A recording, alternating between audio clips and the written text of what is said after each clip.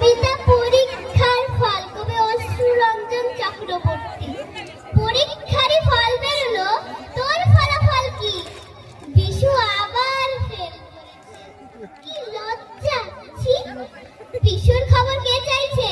তোর কি হলো বল? এবার কিন্তু খারাপ হলো বংশীধরের ফল। বংশীধরের খবর আবার জানতে চাইছে কে? ভাবছিল ভালো ছেলে, ফেল করেছে সে।